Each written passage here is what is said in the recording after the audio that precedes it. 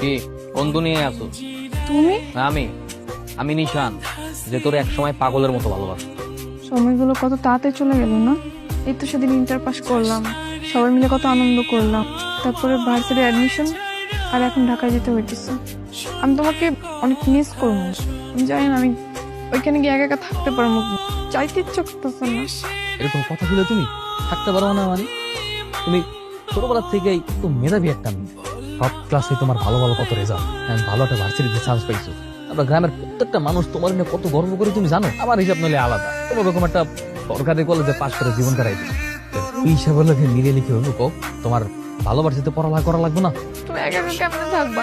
ছোটকাল থেকে তোমার মা নাই, আমি তোমার এতদিন দেখে ফেলছি, নিজের কোনো যত্ন করো নাই, খেয়াল করো নাই। আমি তো এই টেনশনেই থাকতে পারবো না।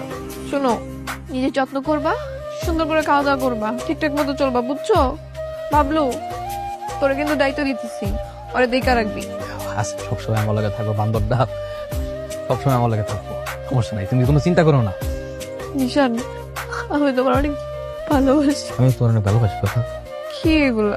এই জায়গায় কিছু পছন্দের ফল আছে, ট্রেনে যাওয়ার সময় খাইতে খাইতে যাই। আচ্ছা, হাতে বেশি সময় নেই, আব্বারে কইছি আমি যাই। হ্যালো, কথা কি ব্যাপার বলো তো? তোমার এতগুলা কল দিলাম, একটা করে ধরলো না কেন?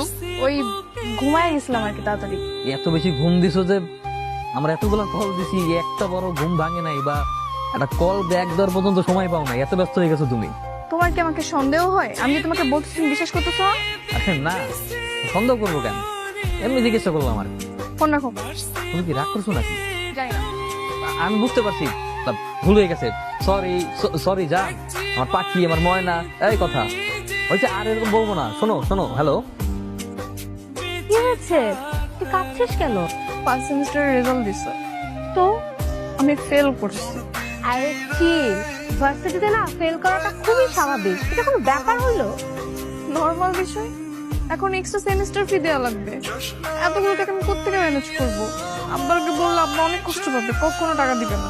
হ্যাঁ, তুই প্যারা নিচ্ছিস শুধু শুধু। সামান্য কয়েকটা টাকা ম্যানেজ করা কি কোনো ব্যাপার হলো? কি বলতেছিস? সামান্য টাকা মানে কি?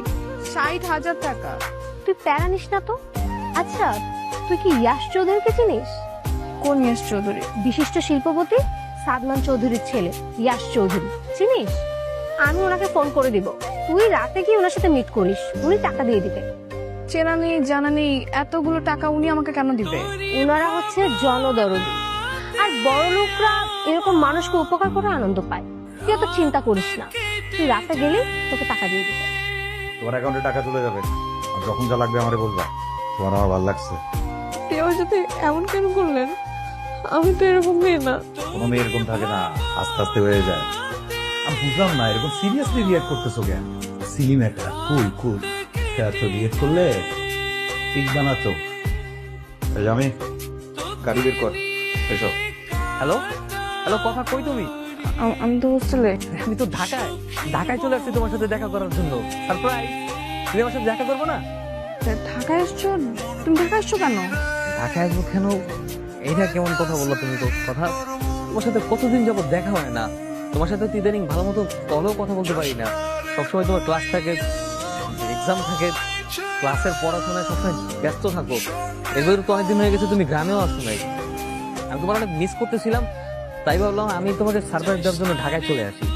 নিশান, আমি তোমার সাথে দেখা করতে পারবো না। আমি এত কষ্ট করে ঢাকায় আসলাম, আর তুমি আমার সাথে এইভাবে কথা বলতেছো কেন?